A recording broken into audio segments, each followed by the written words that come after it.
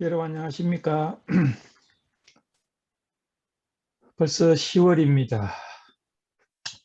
오늘 우리가 좀 생각해 볼 말씀의 배경은 지금으로부터 약 2800년 전, 굉장히 오래됐죠. 2800년 전 팔레스타인에 있었던 이야기입니다. 사실 아브라함에게 이 땅을, 그 지역을 하나님께서 주시고 이스라엘 백성들이 그 땅을 지배를 했지요. 그러는데 지금 그 땅을 이스라엘 백성들의 땅이라고 하지 않고 팔레스틴이라고 이야기를 하죠.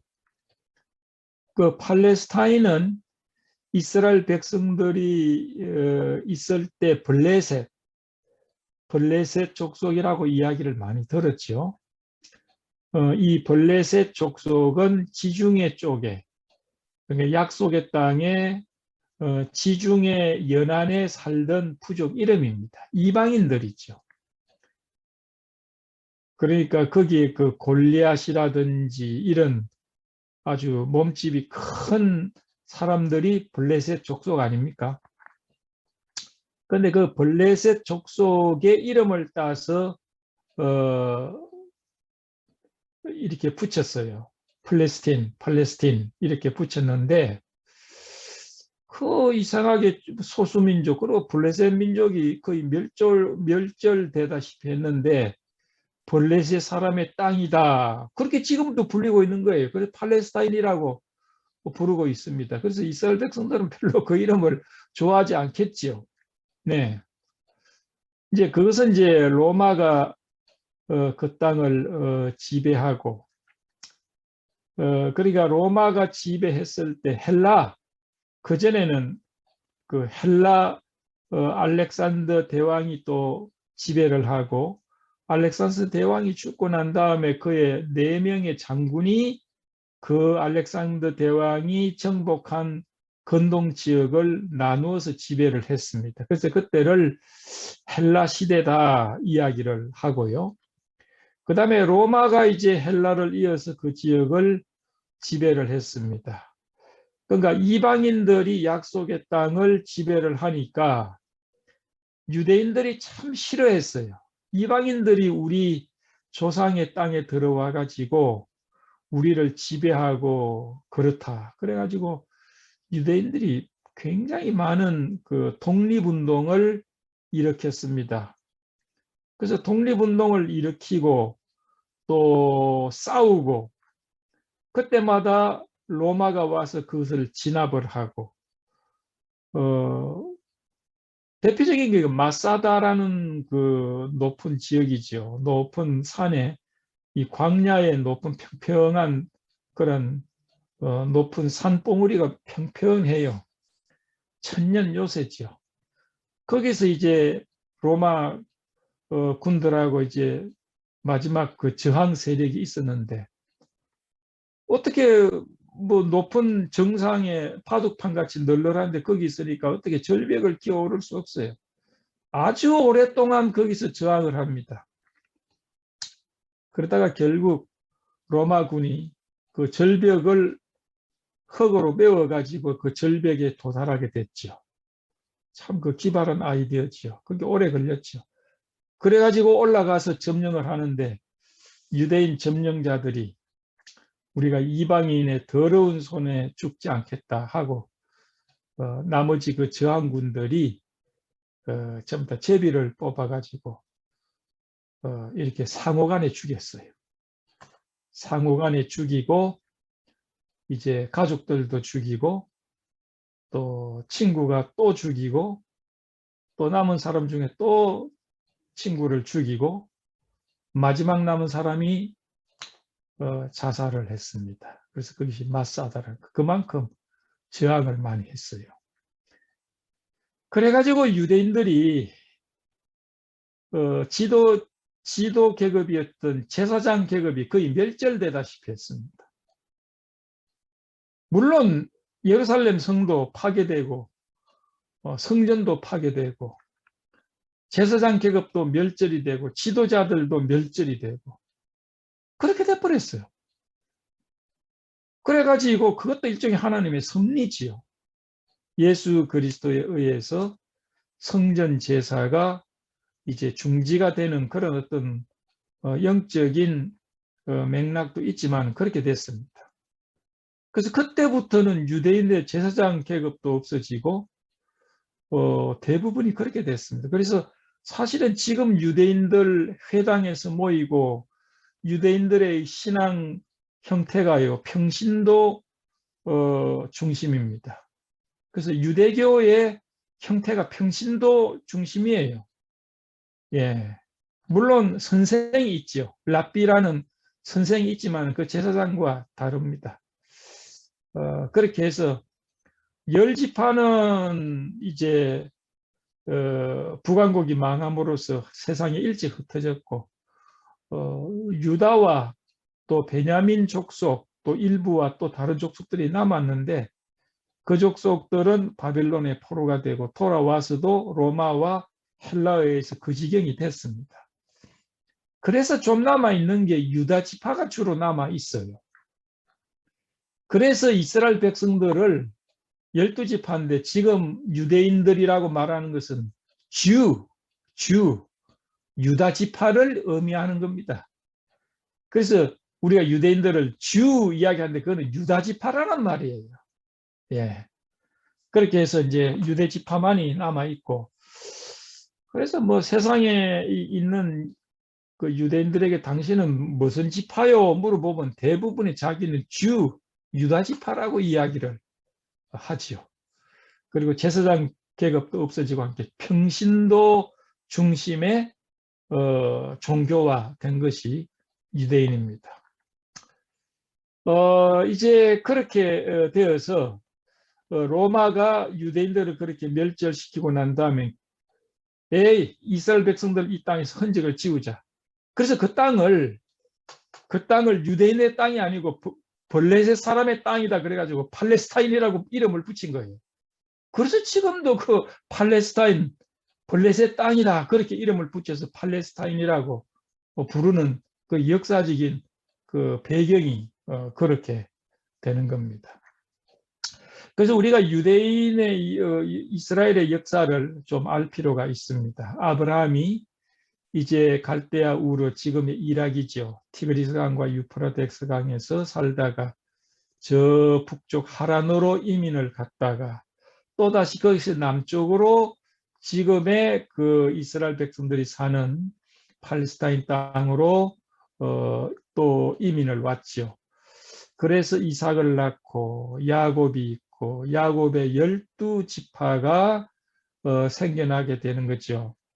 그래서 애굽으로 야곱과 12아들들이 애굽으로 가서 민족이 됩니다. 12지파의 민족이 되어가지고 한 민족이 출애굽을 하죠. 40년 동안 광야를 방황을 하고 십계명을 받고 그리고 요단강을 건너서 아브라함에게 약속한 팔레스타인 전 지역을 지배를 합니다. 그리고 이제 제사장들과 그 다음에 사사들이 이제 그 지역을 다스리죠. 이스라엘 백성들이 우리도 왕이 필요합니다 이야기하니까 하나님이 뭐 이렇게 별로 좋아하지 않으셨어요. 그래서 이제 베냐민 족속의 사울 왕이 처음으로 왕이 되다가 패해지고 그 다음에 다윗이 왕이 되지 않습니까? 유다 지파의 다윗이 왕이 됩니다. 그러다가 이제 그 다윗이 죽고 그 아들 이제 솔로몬이 왕이 되죠.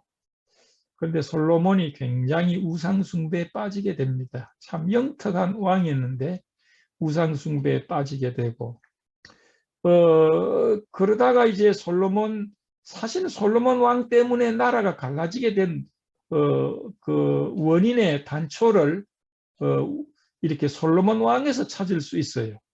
그 솔로몬 왕이 죽고 이제 그 아들이 왕이 됐는데 르호보암이 왕이 됐는데 이제 그때 이제 문제가 생기게 되는 거죠.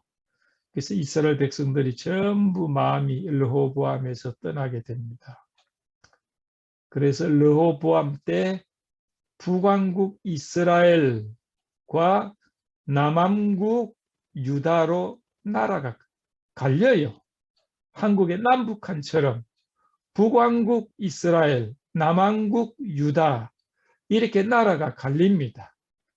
그래서 북왕국에는 이제 한 10지파 정도 이제 모여서 북왕국이 되고, 남왕국은 이제 주로 유다 지파나 제사장들 그리고 베냐민 지파들 이렇게 해가지고 남쪽 왕국을 이룹니다. 그래가지고 이제 북왕국은 지금으로부터 2722년경, 지금으로부터 2743년경이 되겠죠. 그때 북왕국은 아시리아에 의해서 나라가 망합니다. 그리고 북왕국에 있는 그 이스라엘 백성들이 다 세계로 흩어지게 돼요. 그러다가 이제 남왕국은 그들에게 유지가 되다가, 남왕국도 하나님을 떠나고 이러니까 하나님이 이번에는 바벨론을 보내가지고 남왕국을 완전히 이렇게 무너뜨리고 잡아갑니다. 이것이 바벨론의 포로가 되어가는 것이죠. 그래서 아브라함에게 약속한 이 땅이 이방인들이 지배하고 유대인들이 떠나고 이렇게 황무한 땅이 되는 것이죠. 그런데 이제 오늘 배경은 언제냐? 북왕국과 남왕국이 나눠져 있을 때, 그러나 북왕국의 왕들은요, 대부분이 나쁜 왕이었어요. 예. 여로보암이 북왕국의 일대 왕인데, 그때부터 북왕국에는 좋은 왕이 별로 없어요. 남왕국도 별로 좋은 왕이 없는데, 그래도 좋은 왕들이 좀 있었습니다. 그래서 좀 더 유지가 된 것이죠. 그런데 이제 북왕국에는 영적으로 형편없는 왕들이 지배를 했는데요. 지금 이 왕이 누구냐 하면 이렇게 그 유명한 그 아합 있잖아요. 북왕국의 유명한 악한 왕 아합, 그리고 이세벨, 그의 아내 이세벨, 아합과 이세벨의 소생인 여호람이라는 사람이 왕위로 있을 때예요. 그러니까 참 형편없는 그런 왕과 또 백성들도 하나님을 떠나고 패역한 시대죠. 그래서 성경에는요, 여호람이 왕이 되었다라는 구절이 있지만은 그 이후의 사건들은요, 여호람이라고 부르지도 않았어요. 성경은 이스라엘의 왕이다, 그렇게 표현되어 있어요. 그러니까 여호람이라는 이름을 부르기도 싫어했어. 예. 이제 그렇게 됐는데, 이스라엘의 죄를 짓고 하나님을 떠나고 타락하고 하니까 이스라엘 백성들에게 외국에서 침입이 많았습니다. 이제 이렇게 되니까 지금으로부터 이제 2870년경이죠. BC 850년 경이었다고 보는데, 이때 북쪽에 있던 아람이라는 지역의 왕 벤하닷은 왕들 이름이 벤하닷이에요. 벤하닷 1세, 2세, 3세 이렇게 나갑니다. 그래서 벤하닷은 한 사람을 의미하지 않고 여러 사람이 벤하닷이에요. 이름은 하닷의 아들이다, 그런 이름인데 침략을 합니다.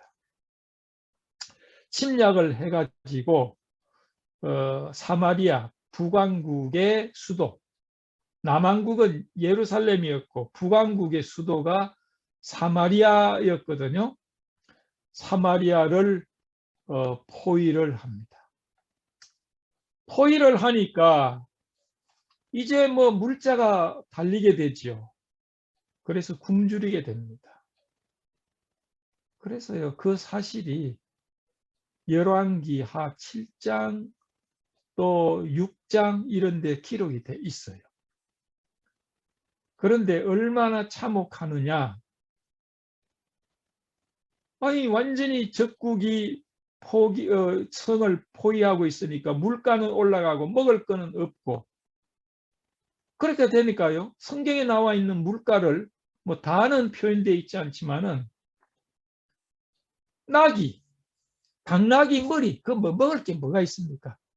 당나귀 머리 한 개가 은 1kg에 팔렸어요. 얼마나 커요? 당나귀 그 먹지도, 당나귀 머리 하나에 은 1kg를 줘야 살까 말까. 그런데 일반 백성들은 어떻게 하겠어요? 그래서 그 6장에 보니까요. 6장에 보니까 어떻게 돼 있느냐 하면 6장에 보니까 어떻게 됐냐면, 왕이 성을 이렇게 성위를 거느러 가는데 여자들이 싸우는 거예요. 왜 싸우는가 가만히 봤더니 이 여자 둘이 너무 배가 고파가지고 이야기를 한 거야. 오늘은 네 아들을 잡아먹고 내일은 내 아들을 잡아먹자. 그래가 잡아먹고는 그 다음에는 안 내놓으니까 막 서로 싸우는 거야. 네 아들 잡아먹을 차례인데 왜 안 내놓느냐. 여러분 생각해 보시오. 얼마나 참혹합니까? 그렇게 굶주리니까 눈이 뒤집어져서 자기 몸에서 나온 자식을 잡아먹는 이런 참혹한 환경이에요. 이것이 이스라엘 백성들의 죄로 인해서 하나님이 징계 아닙니까? 뭐 그 외에 이야기가 얼마나 참혹한 이야기가 많겠어요. 이러한 환경이 열왕기 하 6장에 기록되어 있습니다. 그런데 이제 7장으로 넘어가니까 이때 이제 활동했던 선지자가 엘리사입니다. 엘리사. 엘리사는 엘리야의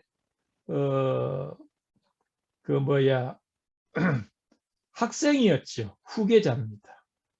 엘리사가 있고 엘리야가 있고 엘리사가 있는데, 이때 엘리사가 이 시대의 선지자로 있었습니다. 그러니까 이때에 얼마나 참혹해요. 이러한 환경인데 7장에 보면 1절에 엘리사가 가로되 여호와의 말씀을 들을지어다 하고 이제 하나님의 말씀을 선포하는데, 여호와께서 가라사대 내일 이때쯤 사마리아의 성문에서 고운 가루 한 스아에 한 세겔을 하고 보리 두 스아에 한 세겔을 하리라. 이제 그렇게 하나님께서 말씀하시는 것을 전했습니다. 제가 이게 뭐 한 세아다, 뭐 한 세겔이 이걸 찾아보니까 책마다 좀 틀려요. 그래서 정확한 걸 모르겠는데 물가가 완전히 폭락될 것이다 이 말이에요. 굶주려 가지고 나귀 머리 하나에 은 1kg 했는데 이제 물가가 24시간 후에는 물가가 폭락해 가지고 엄청나게 물자가 많아져서 싸게 될 것이다. 이제 이렇게 이야기한 겁니다. 그렇게 엘리사가 하나님의 말씀을 전하니까 그 성에 있던 한 장관이, 북왕국 이스라엘의 장관이 이제 이야기를 했어요. 에이, 어떻게 그렇게 될 수가 있습니까? 하나님이 하늘에서 창을 열고 뭐 한다 하더라도 그렇게는 안 됩니다. 어떻게 그렇게 물가가 싸고 지금 굶어 죽는 입장인데 하루아침에 그렇게 물가가 싸고 먹을 것이 풍부하게 될 수가 있습니까? 여호와께서 하늘에서 창을 내신들 어찌 이런 일이 있을 수 있으리요? 그러니까 엘리야가 이야기해요. 내가 내 눈으로 이걸 볼 것이다 내일. 그런데 네가 지금 불신했기 때문에 그렇게 되는 것을 보지만은 너는 못 먹고 죽을 것이다. 이렇게 돼버립니다. 그런데 그날 밤에 어떤 일이 벌어지느냐. 이제 7장의 4절부터 3절부터 나오는 이야기를 제가 이야기를 드리겠습니다. 이런 처참한 환경에 사마리아 성 밖에 문둥병자 4명이 함께 살고 있었어요. 이 사람들이 왜 성이 없었느냐 하면 이 사람들은 문둥병자니까 이스라엘 백성들과 함께 살 수가 없지요. 왜? 부정한 사람들이니까. 여러분, 성 안에도 이렇게 먹을 것이 없는데 성 밖에 이 문둥병자 4명이 뭘 먹을 거 있겠어요? 더 처참하지. 뭐 말할 필요가 없지요. 이 4명이 이렇게 웅거러 앉았다가 성에도 못 들어가고 또 이렇게 북쪽에서 있는 아람 군대들이 지금 에워싸고 있으니 이래도 졌고 저래도 졌구나. 그래서 이제 그 중에 한 명이 이야기를 했어요. 우리가 여기 앉아가지고 이게 죽기를 기다려야 합니까?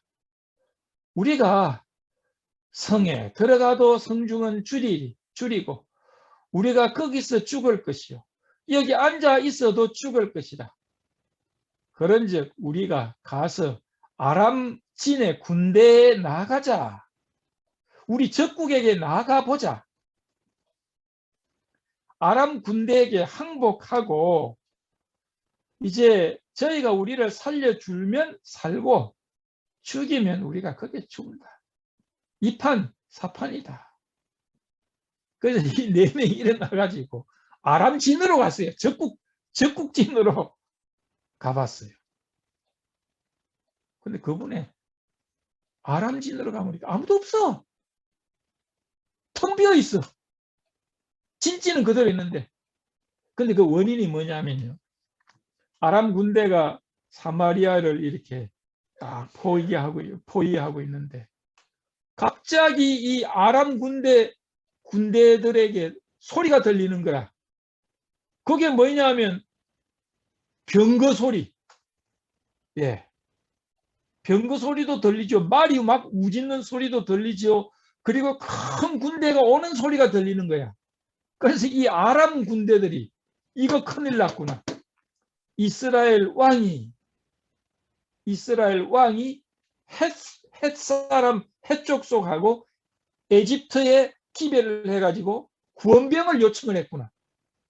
구원병이 도달을 하니 우리가 여기 있다가는 큰일 나겠다. 도망가자. 그래가지고 이 아람 군대가 급히 모든 것 다 놔두고 도망을 가버렸어. 이 문둥병자 4명이 가보니까 아무도 없는 거야.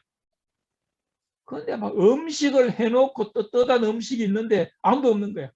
얼마나 좋겠어요. 그 텐트에 들어가서 닭다리도 뜯고 삼겹살도 먹고 막 이렇게 먹고 있는데 보니까 막 거기에는 뭐예요? 뭐 굉장히 좋은 황금도 있지요. 뭐 여러 가지 물건 좋은 걸 이게 막 닭다리를 입에 물고 막 물건들을 가지고 감추고 또 와서 감추고 난리가 난 겁니다, 지금. 그런데 그렇게 하다가 한 문둥병자가 그런 이야기를 했어요. 이렇게 구절을 보면 문둥병자가 서로 말하되 우리의 행위, 우리의 소위가 선치 못하다.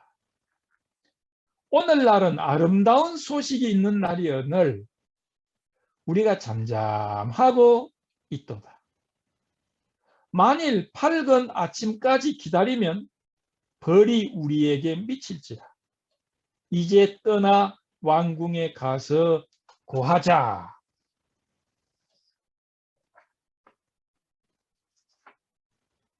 참 어떻게 보면 이 문둥병자 4명이 이스라엘 백성보다 훨씬 나아요. 자기들을 쫓아내고 멸시하고 이랬던 통족들 생각이 난 겁니다. 우리가 이렇게 닭다리 뜯고 물건을 이렇게 많이 쟁여놓고 우리만 잘 먹고 잘 사는 게 이게 옳지 못하다. 이스라엘 백성들 지금 성중에서 자기 자식까지 잡아먹고 난리인데 그래도 우리가 이렇게 좋은 소식이 있는 날인데 이것을 그들에게 알려주자. 사실은 저 같으면 안 알려줄 것 같아. 에이, 혼 좀 나봐라. 그런데 이 사람들이 그래도 우리가 이렇게 하면 안 돼. 하고 이제 그들이 성으로 향했지요. 이제 성으로 향하는데 성으로 나가서 이제 아람진이 비어 있습니다. 하니까 그럴 리가 없는데 있을 수가 없는 일이다. 그래가지고 왕이 그래? 그러면 몇 명을 보내서 그때 말 4마리가 남아 있었어요. 말 4마리가 남아 있는데 그걸 가지고 왕과 부하들이 나가 보니까 아무도 없는 거야. 그래서 그 이야기를 하니까 백성들이 눈이 뒤집어져 가지고 성문을 열고 막 먹을 것과 그 물건들을 가지러 막 성에 나가다가 그 외에 하늘문을 여신들, 하나님의 하늘문을 여신들 그런 일은 있을 수 없어 한 그 군대 장관이 밟혀서 죽어버렸어. 그 백성들이 밀어가지고. 그래가지고 이스라엘 백성들이 이렇게 굶주림에서 벗어났거든요. 참 하나님의 일종의 은혜지요. 이제 그런 이야기가 열왕기 하 6장, 7장 이렇게 쭉 기록이 되어 있습니다. 오늘 이 이야기를 좀 우리가 좀 생각해 보고 싶습니다. 지금은 영적으로 이스라엘 백성들이 처해 있는 기근의 시대와 같아요. 참 우리가 사는 한국과 미국 또 기타 여러 나라들은 지금 잘 먹고 잘 살고 있고 어려움이 있어도 굶주리지는 않지요. 그런데 지금은 어떻습니까? 영적으로는 피폐되어 가고 있습니다. 교회들도 점점 힘을 잃고 있어요. 제가 미국에 40년 전에 오니까 그때 미국의 침례교회 월요일 날은 전도하는 날이었어요. 그래서 교인들이 월요일 날 다 모여가지고 기도하고 간단하게 저녁을 먹고는 전도하러 다녔어요. 그거 싹 없어졌습니다. 그때만 해도 정치적으로도 모럴 메조리티 해가지고 미국이 그리스도인들이 이 미국을 인도해 가야 한다. 그런 운동도 있었어요. 지금 다 없어졌습니다. 침체되어 가고 있습니다. 한국은 어떻습니까? 한국도 교회들이요 계속 침체되어 갑니다. 더더구나 코로나가 와가지고요 교회도 안 나가게 되니까 사람들이 교회가 굉장히 힘을 잃고 있어요. 그런데다가 어떻습니까? 세속화되어지죠. 교회는 어떤 교회는 타락하지요. 이렇게 해가지고 이제 냉소적이 됩니다. 선교 지역도 마찬가지예요. 선교도요 복음이 전파되지 않는 그 지역, 복음을 모르는 그 정글에 사는 부족들에게 전문적으로 선교를 하는 뉴트라이 미션이라고 세계적인 선교입니다. 40년 전에는요, 볼리비아 같은 데 예를 들면 볼리비아의 한 나라에만 뉴트라이 미션 선교사들이 수십 명이 있었어요. 지금 다 떠났습니다. 다 없습니다. 한두 명이 남아가지고 겨우 뉴트라이 미션 선교를 이름을 유지하고 있어요. 지금 이런 세상이 돼갑니다. 이슬람은 더 많아져요. 많은 그리스도인들이 세속화되고 타락해가고 그렇습니다. 영적으로 기근이 아니겠어요? 이러한 영적인 기근, 이러한 가운데 그리스도인들이 굶주리고 살아가고 있는 시대가 마치 이스라엘 백성들이 아람 군대에 포위되어 가지고 굶주리고 있는 상황과 비슷하지 않겠어요? 그때 놀라운 소식이 전파되어집니다. 아람 진이 비었다는 거예요. 문둥이 4명이 아람 진에 빈 것을 알게 됩니다. 그들에게는 복음이죠. 살 수 있는 길이 여기 있었구나. 물론 하나님이 역사하신 것입니다. 그래서 그들이 이것을 향유하고 쟁이고 배부르게 먹고 그것만이 그들의 일이 아니었어요. 그들은 생각을 합니다. 굶주리고 있는 우리 동족을 기억을 하자. 그래서 그들은 성중으로 가게 된 겁니다. 여러분, 여기에서 우리는 복음을 전하지 않는 그리스도인들은 선하지 않다는 거예요. 여기 보면 그렇게 되어 있어요. 오늘날은 아름다운 소식이 있는 날이거늘 우리가 잠잠하고 있도다.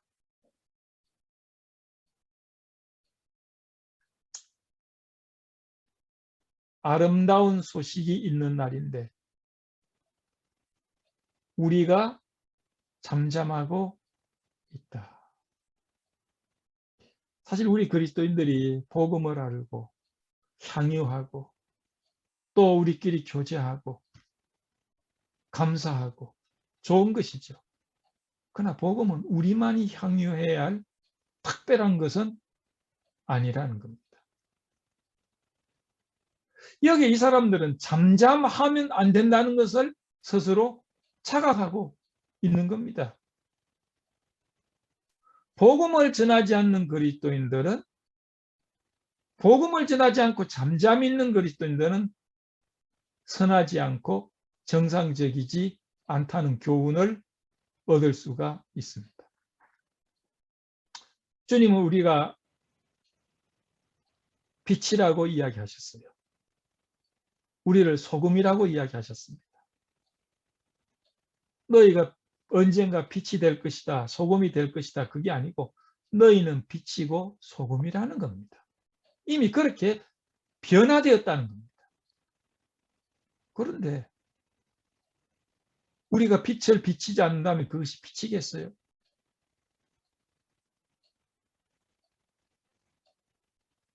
영생의 복음을 받고 구원을 얻은 우리 그리스도인들이 잠잠한다면 그것이 정상은 아니라는 겁니다. 이 구원을 얻은 그리스도인들의 그 모습은요, 복음을 듣자마자 그 복음을 전하는 특성이 있습니다. 우물가 여인이 메시아를 만나고 난 다음에 물동이를 버려두고 가서 내가 우리 조상들에게 약속한 메시아를 만났다 그랬어요. 여러분들도 마찬가지죠. 여러분들이 복음을 영접하고 난 다음에 어떤 반응이었습니까? 이건 나만 아는 것이 아니고 내 친구들에게, 내 가족들에게 전해야 되겠다라는 그 욕망과 그런 마음이 있지 않았습니까? 이것이 우리가 구원받은 증거라는 겁니다. 제가 오래전에 한 10년도 더 된 것 같아요. 제가 샌디에고에서 이제 목회를 했을 때인데 조그마한 교회를 우리가 이렇게 형성하고 모이고 있었는데 그때 이제 한국의 LG 회사에서 여기에 그 지사가 있었습니다. 그래서 LG 그때 이제 주로 그 이렇게 핸드폰 만드는 그 부서가 샌디에고에 있었는데 그 미국의 본부였죠. 그것이 지금은 뉴욕으로 갔는데 뭐 이야기를 들어보니까 LG가 이제 핸드폰 하는 것을 접었다고 그러더라고요. 근데 그때는 이제 핸드폰 하는 본사가 센데고 있었는데 그때 이제 한 직원이 가족이 우리 교회에 나왔는데 그 같이 근무하던 다른 LG 직원 부부가 우리 교회를 방문을 했습니다. 근데 이제 보니까 이제 곧 저쪽에 그 워싱턴 주로 이사를 간다고 이제 그러면서 방문을 했습니다. 그런데 이제 이야기를 이제 그 예배 시간을 끝나고 우리가 식사 시간이 됐는데 그렇게 이제 식사를 하는데 그냥 저하고 이제 같이 식사를 하면서 이야기를 하는데 뭐 그렇다고 해서 성경 공부하는 시간도 아니고 그저 식사를 하면서 이야기를 몇 마디 하는데 이제 구원에 대한 문제를 좀 이야기를 하게 되었어요. 그런데 이 LG 직원한테 이야기를 하면서 제가 그런 이야기를 했어요. 예수님이 십자가에서 마지막으로 뭐라고 이야기를 하셨느냐? 다 이루었다고 이야기하고 있지 않느냐? 우리의 구원은 이미 하나님의 아들에 의해서 이루어진 거다. 그런 이야기를 그냥 식사하면서 우연히 했어요. 그런데 그 LG, 오늘 방문한 그 LG 직원이 눈이 번쩍 뜨면서 복음을 영접했어요. 십자가에 예수님이 다 이루었다고 했지 않느냐? 이렇게 된 거예요. 그걸 직원이 그래가지고 밥 먹다가 주님을 영접을 했는데 그러면서 이제 이 직원이 이야기를 하기를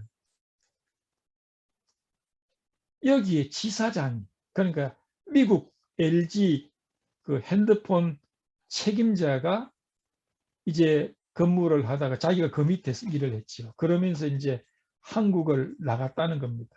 언제 나갔는지 모르는데. 그런데 자기가 그분을 공항에 이제 이렇게 데려다 주는데 그 자기 상관 지사장이 이야기를 그렇게 하더래요. 뭐라고 이야기를 하느냐 하면 구원받아야 된다고. 구원의 확신이 있어야 한다고. 그거 꼭 있어야 된다고. 그렇게 이야기를 하고 갔다는 겁니다. 그런데 오늘 그것을 자기가 알게 됐다고. 그렇게 간증을 했어요. 제가 볼 때 그 지사장은 자기 직원들이 정말 주님을 알게 되기를 원하는 마음으로 그런 이야기 했을 거 아니겠어요? 자기가 믿는 바를 남에게 이야기해 주어야 하는 책임감을 느끼고 있었다는 겁니다. 그래서 그분에게 이야기했을 때 이제 복음은 제가 또 전할 수 있는 그런 계기가 된 것입니다. 우리가 복음을 알면서도 우리의 이 복음을 주님을 전하지 않고 조용히 있는 것은 우리 그리스도인의 정상적인 상태는 아니라는 겁니다. 누가복음 19장에 보면요. 예수님이 이제 십자가의 고난을 앞두고 예루살렘에 입성을 하시는 장면이 나와요. 나귀를 타고 이제 예루살렘 정문을 향해서 금문을 향해서 들어가시는데 백성들이 막 하늘에는 하나님께 영광입니다. 막 이렇게 찬양을 하고 막 앞서거니 뒤서거니 자기들의 겉옷을 펴서 예수님의 그 길가에 깔고 호산나 주님의 이름으로 오시는 왕이여. 그러니까 그 옆에 있던 바리새인이 아주 기분이 나빴어요. 아, 저 나사렛 저 예수가 어떻게 해서 저렇게 찬양을 받고 공경을 받고 백성들이 저렇게 하느냐.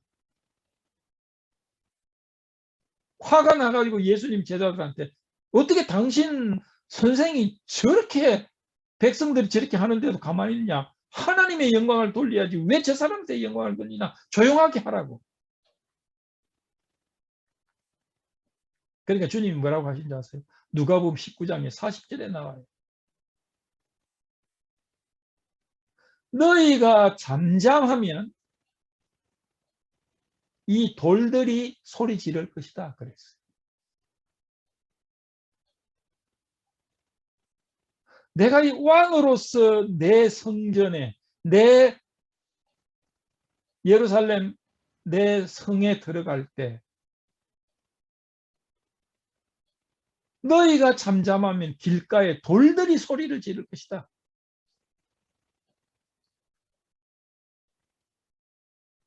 참 그것은 예수 그리스도께서 하나님의 아들이시고 세상의 구주고 왕이신 것을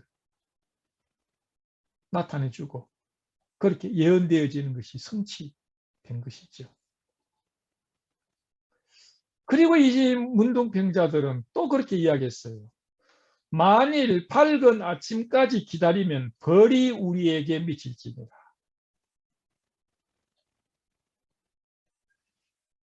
우리가 이 소식을 전하지 않고 조용히 잠잠히 있으면 그거는 선하지 못하다. 뿐만 아니고 아침까지 복음을 전하지, 이 놀라운 소식을 백성들에게 전하지 않으면 우리에게 벌이 있다. 이번에는 한 칸 더 나가는 거예요. 우리에게 벌이 있을 것이다. 여러분, 우리가 복음을 듣고 복음을 전하지 않으면 벌이 있다는 걸 여러분 아십니까? 에스겔서 3장은 그랬어요. 악인을 깨우쳐 그 악한 길에 떠나게 아니하면 그 악인은 그 죄에서 죽을 것이다. 그러나 그 피값을 내게 물을 것이다. 에스겔 선지자에게 그랬어요. 너는 내가 너에게 주는 이 말씀을 전하라. 악인들에게 회개하는 것을 전하라.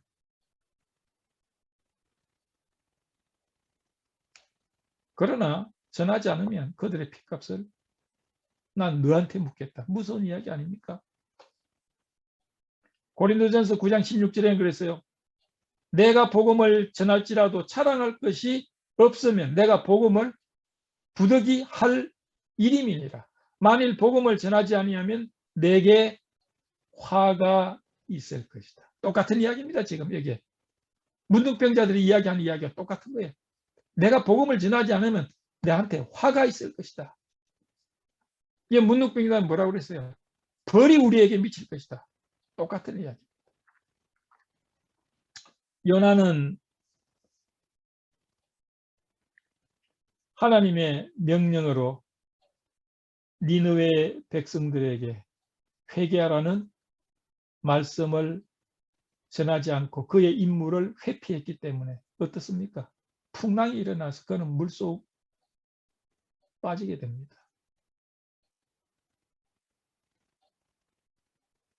하나님이 우리에게 명령하시고 말씀하신 우리에게 주어질 이 복음을 우리는 우리 주변에 어떠한 조건과 환경 속에서도 주님이 허락하시는 데에서 우리는 분명히 전해야 할 책임과 그러한 의무를 가지고 있다는 겁니다. 하나님은 가인에게 내 아우 아벨이 어디 있느냐 물었어요. 가인은 이야기합니다. 내가 어떻게 합니까?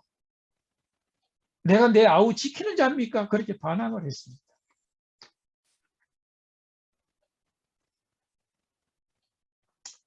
이 문둥병자들은 이제 일어납니다. 그리고 이야기하죠. 가자. 왕궁으로 가자. 가서 고하자. 세 번째 이들의 태도는 복음을 전하기 위해서 가서 고하자.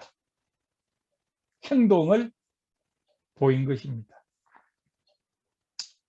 이들이 이 기쁜 소식을 가지고 있지만은 성중에 들어가면 이들은 목숨을 걸어야 합니다.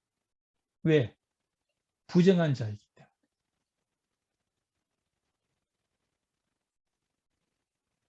성중에 가서 이 소식을 전할 때 성중 이스라엘 백성들이 문둥병자를 접촉할 수가 없기 때문에 죽일 수도 있는 환경입니다. 그럼에도 불구하고 그들은 들어가기로 결심하고 발걸음을 옮긴 겁니다. 그만큼 간다는 게 이들에게는 쉬운 문제가 아니었어요. 두 번째, 고하자 그랬어요.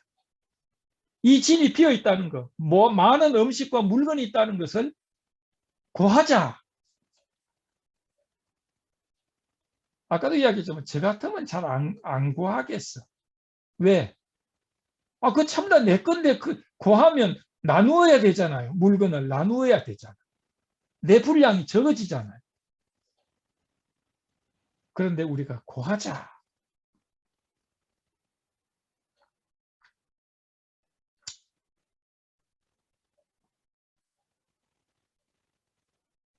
그러나 그들에게는 이렇게 가서 고하자고 했을 때 여러 가지 심령적인 방해가 있을 겁니다.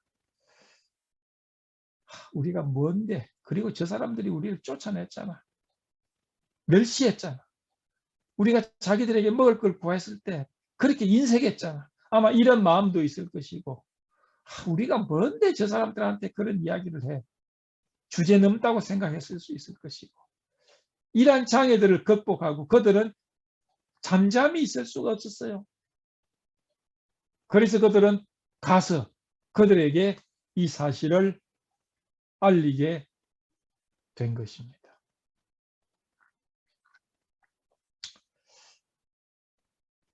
마지막 교훈은요,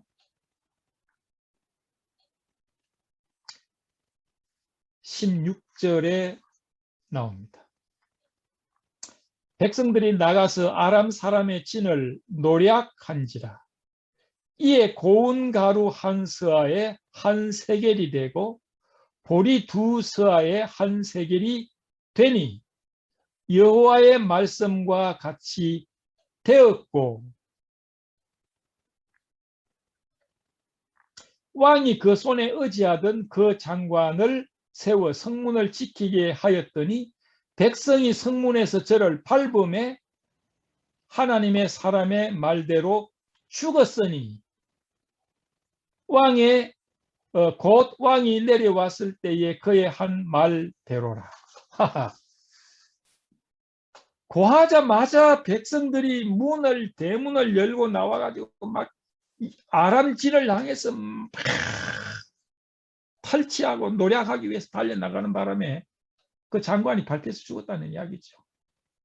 하나님의 말씀대로 다 되었어요. 그리고 중요한 것은 하나님께서 엘리사에게 내일 이때쯤 사마리아 성문에서 고운 가루 한 서아에 한 세겔을 하고 보리 두 서아에 한 세겔을 하리라 라고 한 하나님의 그 뜻이 이루어진 겁니다. 그러면 하나님의 이 뜻이 이루어질 수 있도록 협조한 것이 누구예요? 문둥병자 4명이에요. 여기 마지막 교훈은 순종하는 그리스도인은 하나님의 뜻, 계획을 성취하게 된다는 겁니다. 참 이 문둥병자가 이들이 무가치하고 멸시받고 그랬지만은 그들은 순종하는 마음으로 이 복음을, 복된 소식을 이스라엘 백성들에게 전함으로써 하나님의 뜻을 성취하는 주인공들이 되었습니다.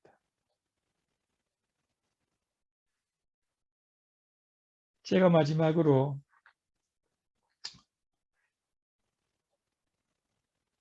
저희 집이 부모님이 아들 셋하고 딸 둘이 3남 5녀가 있는데요. 맨 위에는 형님, 큰형님이 있고 그 밑에는 누님이 2명이 있고 그 다음에 제 위에 형이 있고 제가 막내거든요. 그런데 이제 1973년도 겨울, 그게 1973년도 그때 이제 데모가 많이 일어났어요. 73년도 12월 달인데 이제 마지막 시험을 치러 학교 가니까 학교가 닫혔어요. 그리고 그날부로 그냥 시험이고 뭐고 다 방학이 됐어. 그때는 이제 유신 정권에 반대해서 데모가 일어나니까 그렇게 됐는데, 그래서 이제 시험도 못 치고 집으로 돌아왔어요. 그런데 그때 이제 어떤 집회에 가신다고 우리 부모님이 우리 큰 누님하고 이제 집회를 가신다고 그러시더라고. 근데 집회를 갔다 와서 우리 큰 누님이 갑자기 쓰러졌어요. 뇌출혈, 일종의 뇌출혈인 것 같아요. 그리고 마산으로 부산으로 급히 찾아갔는데 거기 세상을 떠났어요. 어린 자녀가 아들 둘하고 딸 하나가 있는데, 큰아들은 61년생인데 뇌성마비예요. 그래서 그냥 막 이렇게 돼가지고 아무것도 할 수가 없어. 밥 먹는 거, 화장실 갈 수도 없고 100% 남들을 의지해야. 그런 자식을 두고 우리 누님이 30대 세상을 떠났어요. 얼마나 불행해요. 뭐 건강해도 참 어머니를 잃어버리고 이렇게 되면, 그런데 그런 아이가 어떻게 하겠어요. 그래서 이제 참 그런 처참한 환경인데, 그래도 우리 부모님이 과거에 있던 교회의 노처녀를 중매를 해서 우리 누님 대신에 또 우리 자영한테 이렇게 결혼을 시켜주었어요.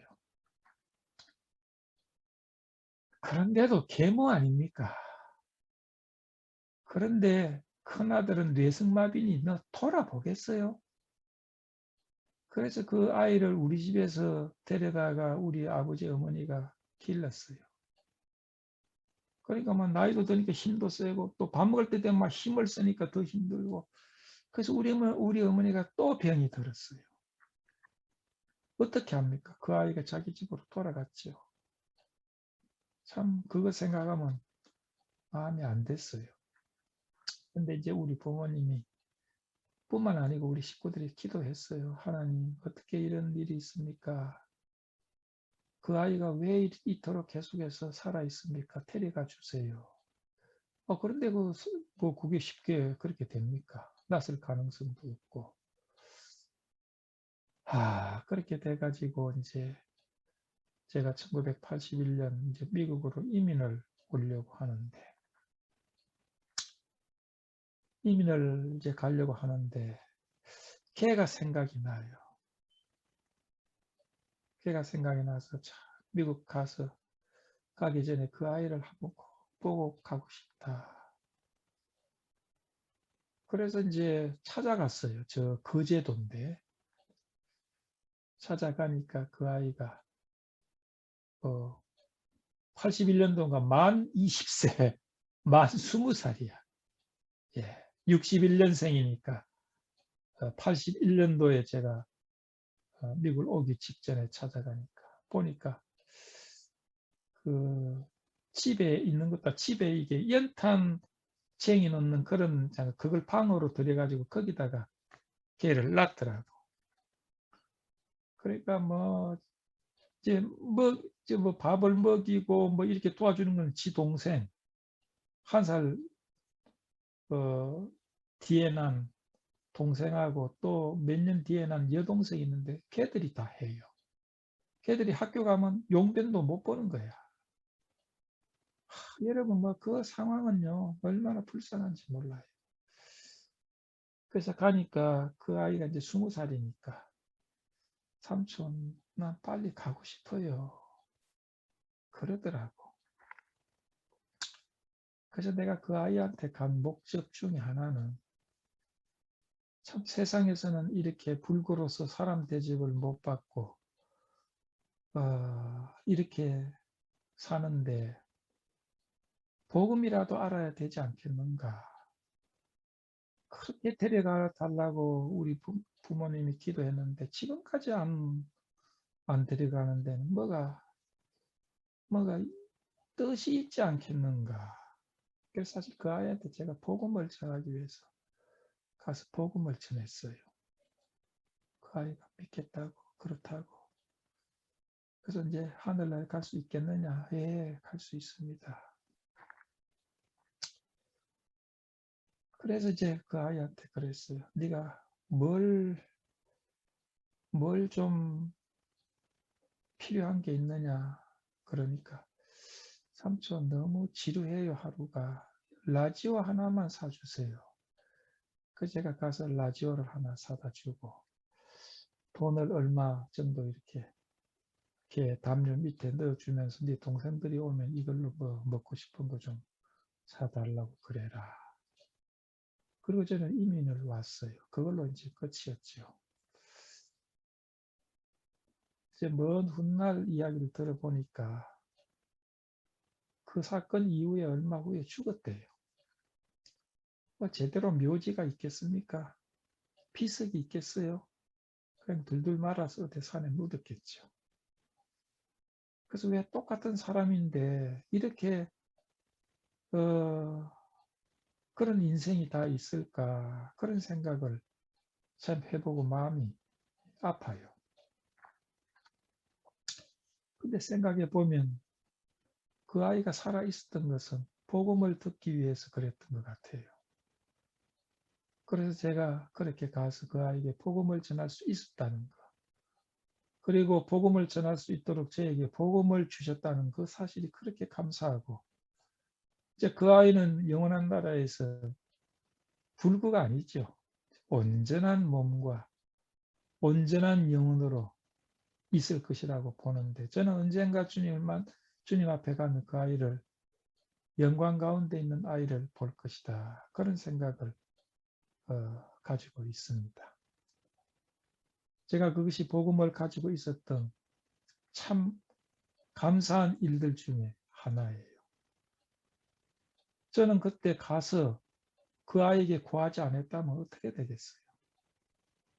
가서 구하는 것, 이것이 하나님의 뜻을 이루는 조건이 될 수 있죠. 우리로서는 그것이 사소한 일일 수 있고 그런 일이지만은, 그러나 복음을 듣지 못한 사람들에게는 생과 사의 문제고, 그렇죠? 예, 그들의 운명과 관계되는 문제입니다. 오늘 우리 주변에 사마리아 성민들처럼 굶주리고 참혹한 상태에 있는 사람들이 있을 수 있어요. 우리 환경 속에 또 그들을 만나게 해주시고 그들에게 마음이 있게 해주시는 것은 이 문둥병자 4명과 같이 우리가 잠잠하면, 오늘은 정말 아름다운 소식이 있는 날이기 때문에 우리가 잠잠하면 이것은 선하지 않다.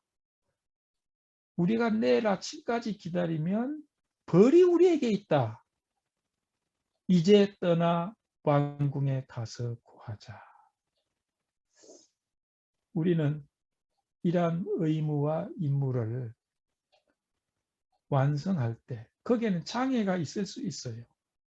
장애가 있을 수 있고 사탄의 방해가 있을 수 있고 또 우리 마음속에 꺼리낌이 있을 수 있어도 가게 되면 하나님의 역사는 거기서 이루어진다 하는 것이죠.